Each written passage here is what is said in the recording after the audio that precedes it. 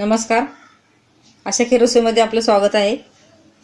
आपण आज बनवूया गव्हाच्या पिठाच्या पुऱ्या, म्हणजे कणकेच्या पुऱ्या। त्यासाठी काय काय लागते ते आपण बघूया। ही कणिक आहे, हे तेल थोडंसं, मीठ चवीनुसार, हा रवा, बारीक रवा आणि पाणी। सगळ्यात अगोदर आपण पिठाला इथं खड्डा करून घेऊया। पीठ चाळून घेतले मी।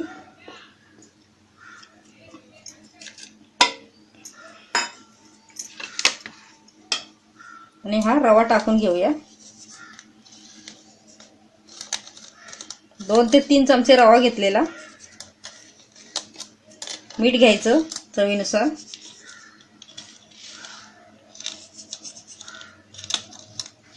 रवा नसेल तर साखर घ्यायची। साखरेने पुऱ्या खूप छान होतात, फुगतात आणि कडक राहतात चांगल्या। थोडंसं तेल टाकून घेऊया।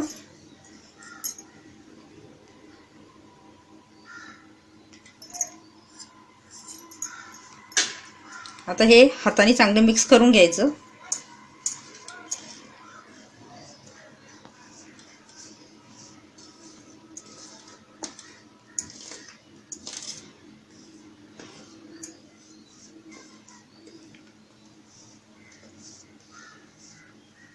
आता आपण थोडं थोडं पाणी टाकून पीठ भिजवून घेऊया। अगदी थोडं थोडं टाकायचं, एकदम टाकायचं नाही पाणी। लागेल तसं थोडं थोडं टाकायचं, कारण एकदम टाकलं तर पीठ मग पातळ होतं। आणि पुऱ्यांचं पीठ म्हणजे जरा कठीणच मळायला लागतं, पातळ मळायचं नाही। हे अर्धा किलो पीठ घेतलेलं मी, कणिक घेतली होती अर्धा किलो। आणि 3 चमचे बारीक रवा घेतलेला, बारीक असो जाडा कुठलाही चालतो। रवा नसेल तर मग साखर थोडीशी टाकायची, 1 चिमूटभर पिठामध्ये। असं थोडं थोडं पाणी टाकून आपण असं कठीण पीठ मळून घेऊया।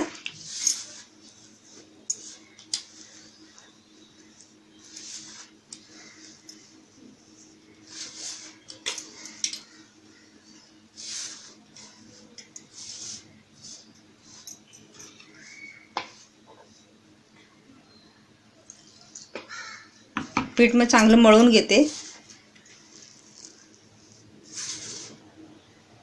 आता हा आपला कणकेचा गोळा पुऱ्यांसाठी चांगला मळून झालाय कडक। आपण आता तेल जरासं टाकूया, अगदी किंचित तेल घ्यायचं थोडंसं।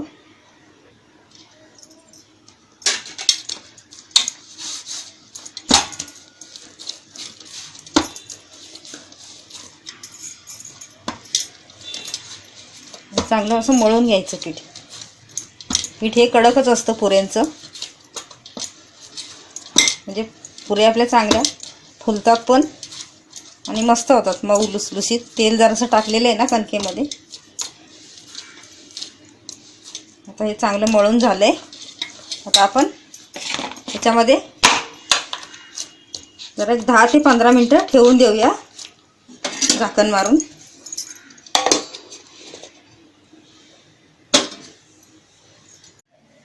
आता 15 ते 20 मिनिट झालेत।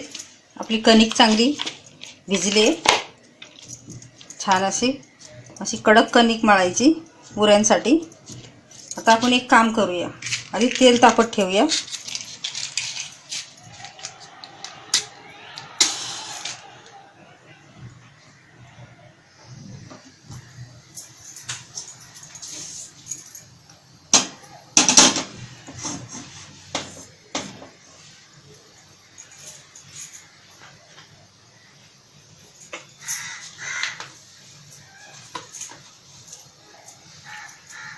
तेल ओतून घेऊया आपण।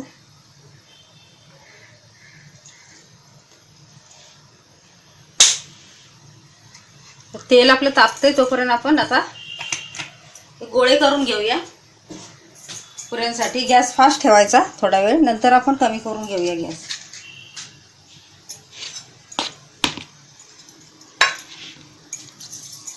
तेलाचा हात जरा लावायचा हाताला। असेच छोटे छोटे गोळे करून घ्यायचे. आपल्याला जेवढी पुरीची साईज पाहिजे असेल त्याप्रमाणे. ह्या साध्या आणि सिंपल पुऱ्या आहेत, एकदम झटपट होणाऱ्या. ह्याच्यात जास्त काही साहित्य नाही. रवा नसेल तर मग तुम्ही साखर टाका थोडी. साखरेने पुरी चांगली फुगते आणि मस्त छान फुगलेलीच राहते. किंचित टाकायची. मी असं आता गोळे करून घेते सगळ्या पिठाचे. गोळे आपले तयार आहेत. आता आपण छोट्या छोट्या पुऱ्या लाटून घेऊया. तेलाचा हात लावायचा. तेलावर जमत नसेल तर पीठ लावायचं. पीठ लावलं तरी चालतं.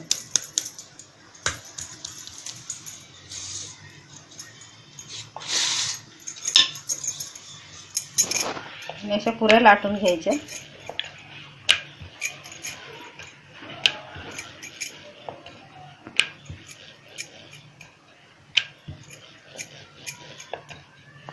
अशी मोठी चपाती लाटली, मोठा गोळा घेऊन मोठी पूर्ण लाटायची आणि वाटीने किंवा कशाने कापायचं. तसंही केलं तरी चालतं आणि अशा केल्या तरी चालतं. तेल आपलं तापलंय का आपण बघूया.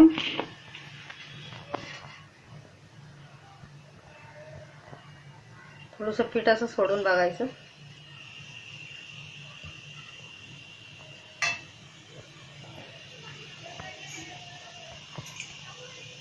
तेल तापलंय आपलं. आपण आता एक एक पुरी अशी सोडून घेऊया. हळूवार सोडायची.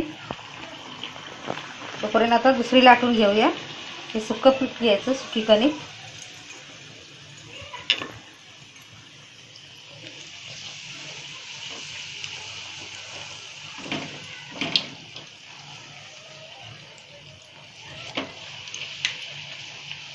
तोपर्यंत आपली दुसरी लाटून होणार.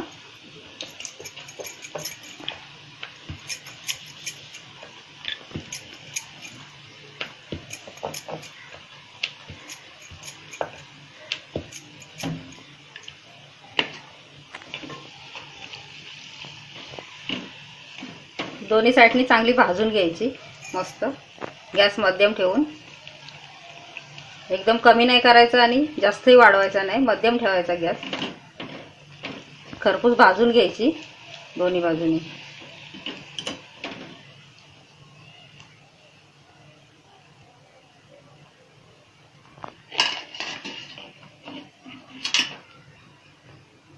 दुसरी तशीच टाकून घ्यायची. वरून थोडी थोडी अशी प्रेस करायची म्हणजे पुरी आपली फुगते चांगली.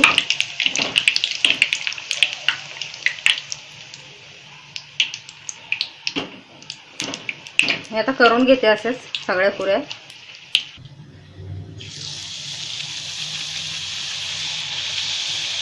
एकदम अशा लाटून घेतल्या, ताटामध्ये लाटून घ्यायच्या आणि नंतर मग एक एक करून तळायची. तसे केले तरी चालतात. वरून जरा प्रेस करायची. दोन्ही साईडनी चांगली भाजली पाहिजे. जास्त पातळही नाही, जास्त जाडही नाही. अशा छान अशा लाटून घ्यायच्या.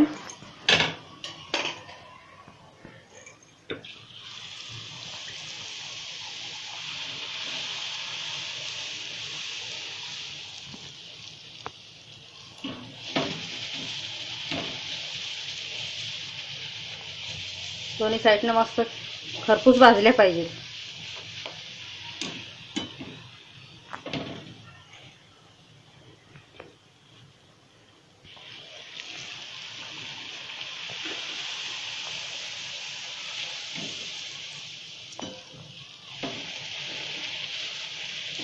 छान फुलतेच आहे मस्त.